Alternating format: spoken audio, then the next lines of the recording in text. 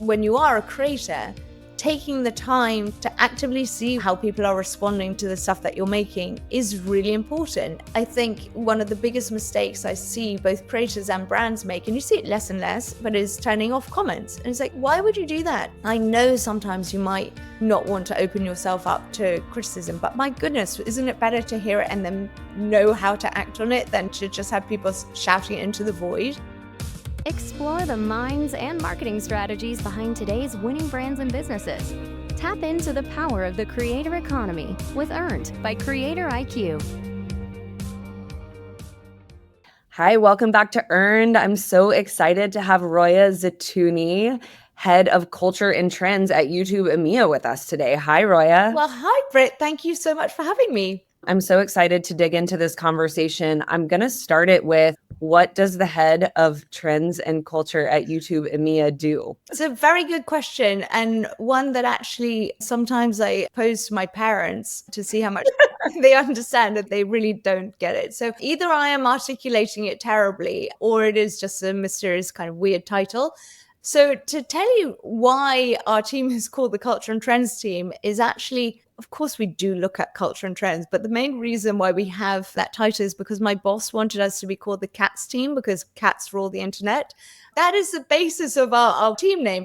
But we do really focus on trying to understand immense, weird, wonderful world that is YouTube and help other people understand it too. But the reality is, of course, that YouTube doesn't operate in a vacuum. So our team, which is a research team, really focuses on internet culture generally. And so we spend the majority of our time really studying different platforms, trying to keep up to date with popular culture as much as possible, news culture as much as possible, because internet culture is culture now. There's really no distinction. And so it is a really fascinating role. I absolutely love it. It seems fascinating. It seems like two things that are really interesting. One is, as a marketer, I just assumed that this was more of a kind of marketing enablement. How do you teach the outside? But this actually sits within product, right? Exactly. So we work very, very closely with product, and a lot of the work that we do informs product. But then one of the side effects of all of that research work is obviously that we really get to understand internet culture and YouTube. And so we then, the commercial side of our role is that we do then go and talk to brands and far beyond that, creators, music labels, politicians, etc., about whatever topic it is that they're interested in, and give our perspective on what's happening. So on any given day, this is the other thing that fascinates me about your role in this team, is that I would imagine it is just an endless learning loop. On any given day, what are you doing? Like, what does a day in the life of Roya look like? Yeah, so it really varies, but you're absolutely right. The core aspect of every day is the learning part. Before I joined, as you know, I had like a really wacky career path. I did all sorts of random things, and I changed roles and careers completely every 2 to 3 years because I have a very low boredom threshold. And yet I've been doing this role, and I've been at Google for, nearly 15 years, because every day is different and I learned so much. So a typical day would range from doing product work, like we try and understand on a daily basis what the kind of main conversations on the internet are. So what the key topics are, which we use a variety of different sources to find those. We then work with the engineering team to share across the different markets that we focus on what those topics of conversation are, so they can then incorporate those signals into users' homepages, so that combined with their personalized interests, they can find things that are culturally relevant. If that were just my job, that would be fascinating enough. But it's things like that, working on trying to understand what the new trends are that are emerging, particularly in short form, because they move so quickly. And so then we then work with the engineering teams to say, these are the new trends that we are seeing, and we need to find a way of categorizing those, being able to find other examples of those kind of trends that are existing on the platform, so that they can get clustered in the right way, so that users who are interested in particular kinds of things are able to find that content more easily. And other things like that happen kind of back end sort of thing. But then, as I was saying, one of the consequences of doing all of that work is you'll come across things that are just absolutely intriguing and eye-opening. And so we then decide to do deep dives and research into those. Every week, everyone in my team writes a big report that is for the rest of the company. So it's internal, but just saying what are the big things that have happened on the internet or on YouTube that week, so that sales teams can keep up to date with it, marketing teams can keep up to date with it, etc. And then of those kind of reports that we do on a weekly basis, we'll then really dig into some topics. If there's something that comes up that is just really fascinating, we'll really spend a lot of time digging into the data around it, trying to understand it better, etc. So probably about 2 to 3 times a week, I'll be giving external talks or doing a panel or something like that, because it could be to anyone from Apple through to the government, through to, I don't know, independent music labels or whoever it might be who are looking for kind of a bit of a pulse of what's happening. Then aside from that, obviously, when you've got a wonderful big team that I somehow have been given the responsibility to manage, the reality is I spend quite a lot of that time actually trying to deal with all of those different aspects and the admin that comes with that. It's really varied, and which is why I love it so much. Yeah, I want to touch on your previous life. As you said, you've been at Google for almost 15 years now. That is your kind of longest professional relationship to date. How did you get to Google? What brought you here? And what were you doing before that? Yeah, so it's a really random journey. So from the moment I could really talk, I was certain that I wanted to be a teacher. When I finished my university degree, I did start teaching, and I did actually love it. And I thought I was going to stay teaching indefinitely, but I kind of randomly, it's a bit of a long story, which I won't bother to say, but I ended up working at a headhunting firm that was focused on philanthropy. I had always loved people, been really, really interested in what makes people tick. And one of the ways that this manifested itself was I would always set my friends up and they would end up going out with each other or moving in together or getting married or whatever. And I ended up accidentally starting a matchmaking company because my friends would send me all their single friends all the time. And I was spending so much time doing this that my friends were like, you know what? There's really a need for this in London. And then I wrote to a newspaper here and was like, hey, I think I found the formula for love. I didn't know what a press release was. The editor at the newspaper read what I sent and was like, hey, this looks interesting. And then they met me and spent some time with me, and they produced this like double page spread in the most read newspaper in the UK at the time. And I didn't know this was going to happen. And suddenly overnight, I had a startup, it seemed, ended up employing quite a number of people. We won all kinds of awards. What I realized through the process was I am not commercially motivated at all, but I am really motivated by creativity and people and relationships. After a while, I was like, I just really struggle with charging people money for this. And I feel really like icky about it. So I closed it. And I then ended up, again, really randomly, too long of a story, but ended up working as an undercover reporter for Panorama. One of my friends who was helping Panorama because he works in counterterrorism, they were looking for a teacher, someone who had teaching experience, who spoke different languages, and for this particular program, who understood different religions. So I went along, didn't know what I was doing, but the BBC looked after me well and trained me and got me into these positions where I was trying to understand, again, that curiosity, trying to see what makes people tick, trying to see how the world works. And I ended up working on a couple of programs there. But while I was there, I love it. But again, I was struggling with, I didn't like being a sleuth and having to pretend to be something that I wasn't. It just didn't sit properly with me. One of my friends was temping at Google, and this is back in 2010 when Google was still pretty small. She was temping there and she was like, whenever I sit at lunch, there's loads of languages around me. She knows I love languages. She's like, it's super international and there's free food. And I was like, great, I'm very food motivated. So I applied, really not knowing what to expect, went along to my interviews, and I think they were a bit like good God, who is this person? There's a culture of hiring people on their potential rather than their experience. And by good fortune, the kind people who interviewed me decided I must have some potential. And so they hired me initially as a Google Trends analyst. I had no clue what I was doing. I mean, truly no clue. And I can remember being sat in front of my laptop with these spreadsheets open where I was supposed to create all these different formulas to analyze the data. And I was just like, okay. And I was having to ironically Google how to do these things while I was working at Google.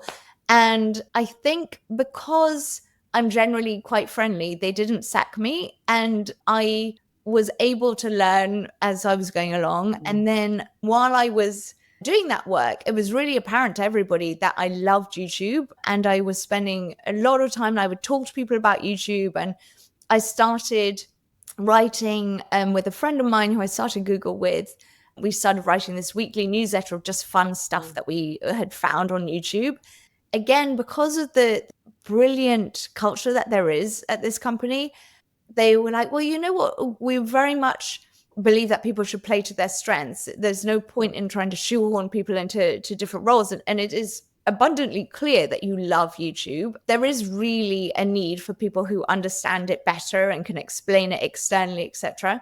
So I became a YouTube specialist, and then luckily the culture and trends team, or the CATS team, expanded globally. And so I applied, and I said to my boss, who's the head of the team globally, I was like, this is literally like my absolute dream job.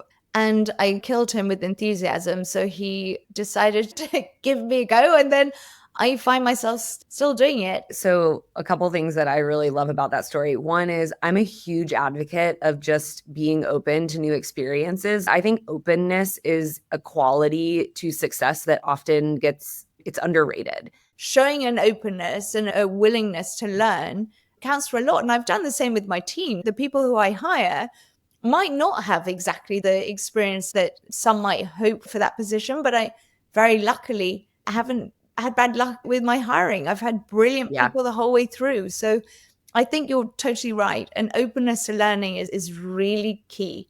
I think that's the other piece. And I'm so curious, as you've built a team, what qualities do you look for? What do you think like talent means for a team like yours? Yeah, and it's interesting because we're a hard team to recruit for, because people have to be a real mix of being good at the science, because there's a lot of data analysis in it, but they also need to be really good at arts, because there's a lot of public speaking and writing, etc. So it is quite tough.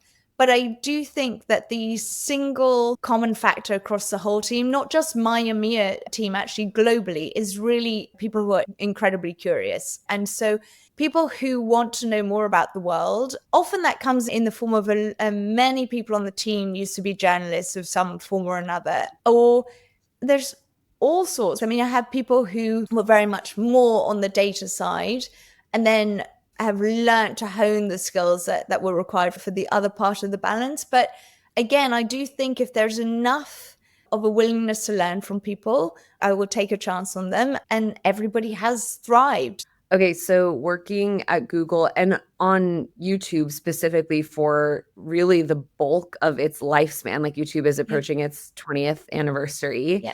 What have you learned about the way culture is shaped and exists on the internet, like on channel and outside? I loved YouTube from its inception. I mean, I really did. I was a huge fan before I became a professional working there. So I think it's the fact that, I don't want to sound like I'm being hyperbolic, but it changed everything. It really did, in terms of our perspective on what entertainment is, what education is, what information is, literally everything. And to see the democratization of talent, of access, etc., come through in one platform really was so incredibly exciting. You know, we've, as you said, it's the 20th anniversary, and we were looking back at what it was when it started, and nobody knew what was going to happen. The founders were just curious themselves. Were like, hey, let's see what becomes of this. And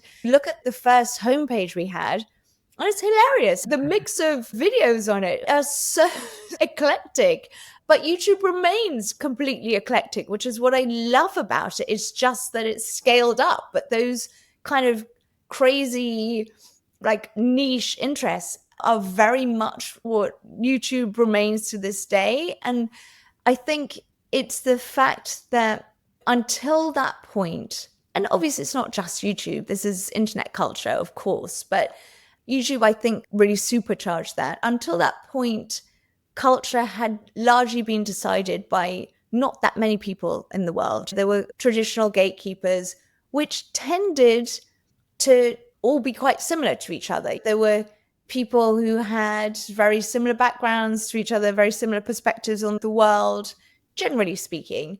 And all of a sudden, it was the people, the audience, who were deciding what they wanted to watch and engage with. And the result of that is just amazing. And why I still enjoy my job now, because you can't predict it. And every day I come across new things and I'm like, oh my gosh, what even is that? And then you realize that the community behind it and driving it is growing at a really rapid rate. And it's just endlessly fascinating. In the work that you do with kind of external audiences, so brands, governments, people who need to learn about, again, the culture that's being shaped by this content and conversations and communities on the internet, what questions do they have for you, and what can people learn to be successful in the ecosystem that exists today? There's a consensus around some of the similar questions that come up quite a lot, but they really can vary a great deal. I think for a lot of people, particularly brands, they'll ask how they can learn to create communities, how they can learn to create a fandom, really. And it makes sense. We carried out some surveys earlier this year with a third party all around the world and they were based on internet culture. So people who were answering the questions didn't know they were answering for YouTube. They were answering them completely as they wanted to. And one of the things that came through that didn't surprise me, but I guess really validated a lot of the things that we had thought before, was that the vast majority of people come to YouTube to really indulge in their passion. So whatever they are a fan of, YouTube is the place that they come. But when we looked at the data, that was at least 20 percentage points higher than any other platform, any other place. Like YouTube was really far and ahead the place that people came for that. And so I think for a lot of brands and governments or whoever it might be, music labels, for them to really understand how to hone that kind of special source that there is core. And it's quite a hard one to answer, actually, because a lot of it happens really organically and you can't necessarily predict it. But I do think there are definitely things that you can do to help it. But the best people possibly to learn from are creators, because they do it so brilliantly. They make it seem really effortless, but we know from working in the industry that it's not. They put in a huge amount of time often to try and really understand this. The beauty is that they make it seem effortless to the outside world. But actually, when I think of the work that it requires to remain relevant as a creator, I am in absolute awe of them. And sometimes I get quite upset when people are dismissive of creators and think that it's really easy, because it's absolutely not. And so I think giving them as an example to many of the audiences I speak to, I'm obviously talking about particular creators to watch, etc., and how they've done it, is probably one of the questions that comes up the most. And then, depending on who it might be, sometimes when I'm with government audiences or journalist audiences, they ask far more difficult questions, which sometimes are quite terrifying, but they're also very important. And we need to think about those things too. So. Yeah, I am someone who also is really fascinated by the intersection of data and art, or storytelling is how I usually talk about that. And I think two things are really interesting in my experience working with the data is, one, the data is the data, right? Like you are accessing it, it is objective, but the storytelling isn't. And so it's really important to ask the data the right questions, because if you ask it the wrong questions, it's going to tell you what you want to hear. And I think that is fascinating. I could not agree with you more, and especially working at a company like Google and YouTube being part of Google, where everything is about data. And so the ability to be able to interpret it properly is really what makes all the difference. And I do think we try our very best, of course we do, but I do think sometimes there are times where anyone, not just here, of course, at any company, where sometimes people think of the data as being objective, which it is, but it is exactly as you said, all in the interpretation, and you can make decisions that without taking everything into account.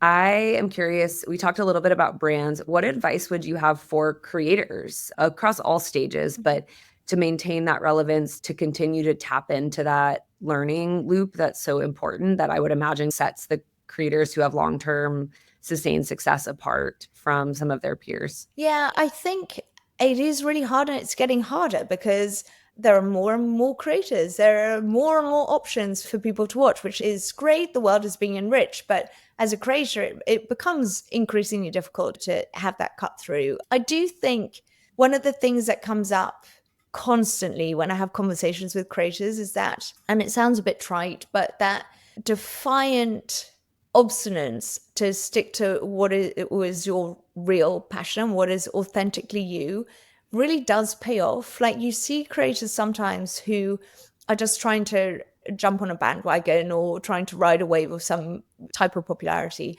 It can work for a while, but I think because it is a relentless job to choose to do, in order to have that tenacity to keep going, you really need to be into what it is that you're making your content about. And often the most successful creators that we have are the ones who had no intention of becoming successful, but because they really cared about the stuff that they were making content about, that brought the community with it.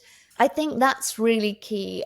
And a lot of creators do this brilliantly, and it's something that I think brands, again, can really learn from them, is really listening to their audience. So one of the most wonderful things, it's not particular to YouTube, it's true of most platforms now, but is the immediate feedback you get in comments. YouTube comments are a whole culture unto themselves, and I love getting lost in YouTube comments. And when you are a creator, taking the time to actively see how people are responding to the stuff that you're making is really important. And I think one of the biggest mistakes I see both creators and brands make, and you see it less and less, but is turning off comments. And it's like, why would you do that? I know sometimes you might not want to open yourself up to criticism, but my goodness, isn't it better to hear it and then know how to act on it than to just have people shouting it into the void?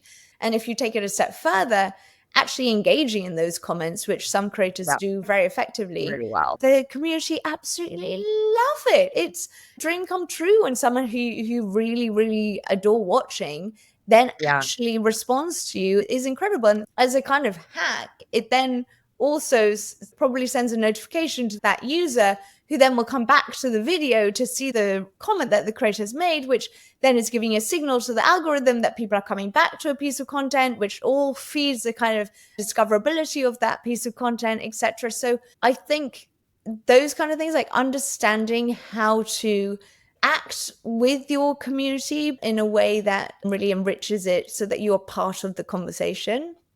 Yeah, it's not just a one-way directive. It's truly a conversation. And that conversation doesn't start and stop with the production of a piece of content or a campaign or a series. It's always on. I interviewed a creator not too long ago who uses Notebook LM, actually another Google product, to analyze all of her comments on YouTube, and uses that to really sharpen the way she produces content, because it is really so much about her community, but she exists to create access and optimism around technology and innovation, which can be quite limiting, and its access, it's intimidating, right?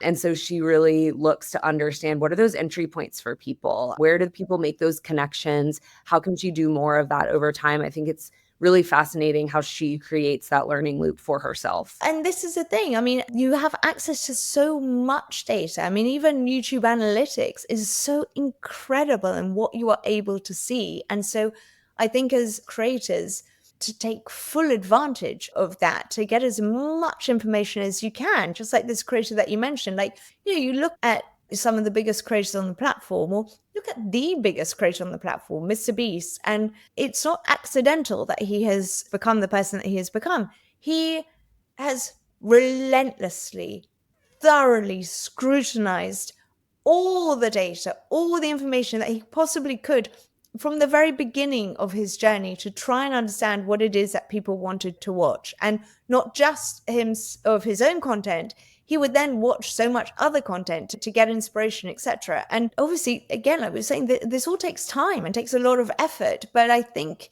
for creators who've really decided to commit and this is what they want to do, it is all part of the process of growing in the way that you want to. You will do that if you allow yourself to learn as much as possible about your own performance, but also the ecosystem that you are sitting within.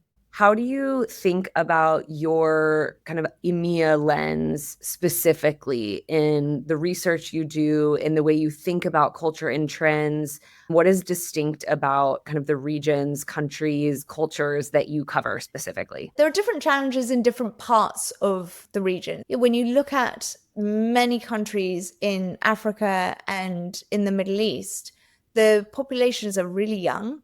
And so the vast majority of people who are interacting with the internet generally, or not just YouTube, are absolute internet natives. Like, they have been born and raised with knowing this has been part of their lives. Seeing that is quite different from other parts of Europe where we have much more aging populations. And so seeing how those kind of demographic situations impact the kind of content that breaks through, etc., is really interesting. And I think when I look at my team and I talk to my wonderful colleague who is head of APAC and my wonderful colleague who's head of LATAM and then the North America's team, we all have very different perspectives on what we're seeing in our regions and what works. When we have to advise the marketing teams on campaigns for our regions, it's quite tough because actually a lot of things get decided globally, but then when you try and create a local or regional iteration of it,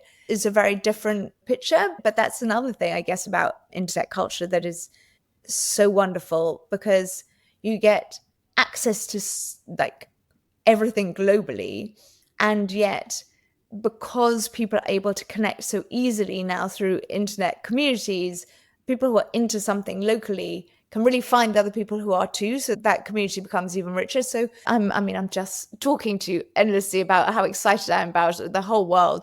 I like the connection that you're making between, or at least what I'm hearing is like, it's not a monolith. This is not like, the region is not a monolith. The countries within them aren't a monolith. The audiences and communities that exist within those are not a monolith. And so it really is this idea of distinct connection and community that is made possible because of the way we live on the internet today. Yeah.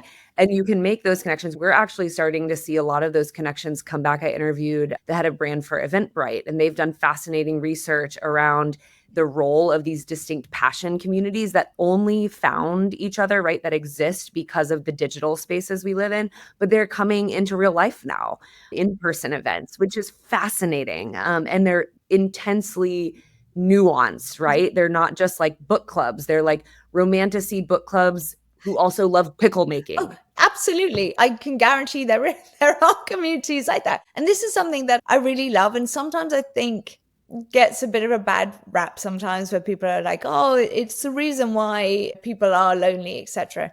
And I'm really not convinced that is the case. I think there are definitely people do feel lonely. I'm not dismissing that.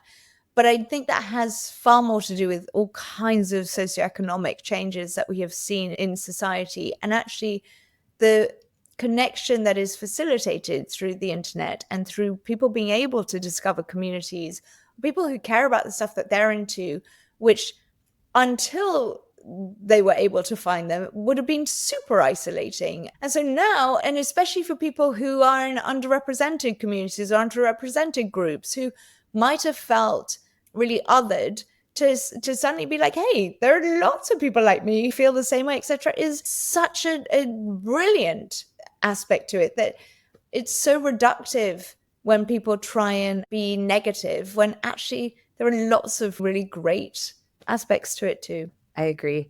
Okay, you've been an undercover reporter, you've worked in a juvenile prison, you've started your own very successful matchmaking startup. What is a bucket list job that you haven't done? Oh, wow. Do you know, it's really funny because sometimes my friends laugh at me and they're like, oh my God, I can't believe you're still working there. Thing is that if there were something else that I thought, oh wow, that looks amazing. I love Google and I love YouTube, but I am such a curious person that I would be like, okay, yeah, I'm going to do it. But because I'm so lucky that I do feel really challenged and in a good way every day, I haven't felt that I've wanted to go and do something else yet. I'm not saying that I won't. I keep feeling like that guy in Shawshank who breaks back into the prison. I'm like, I have to be able to leave at some point. But I don't know. I don't know if this is bucket list or just where I think I might go.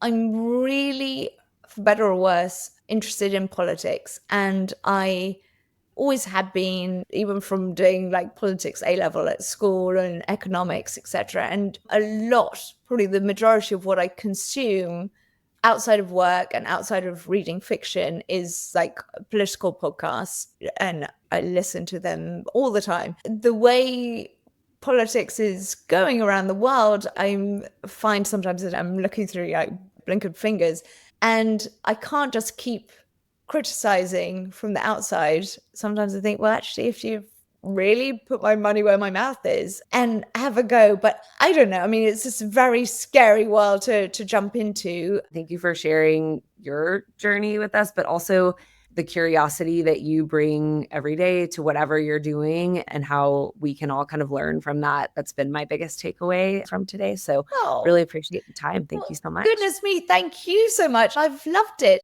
Be a friend, tell a friend, and subscribe. Earned by CreatorIQ. CreatorIQ is your all-in-one solution to grow, manage, scale, and measure your influencer marketing program. Ready to unlock the power of the creator economy? Get started with a demo today at CreatorIQ.com.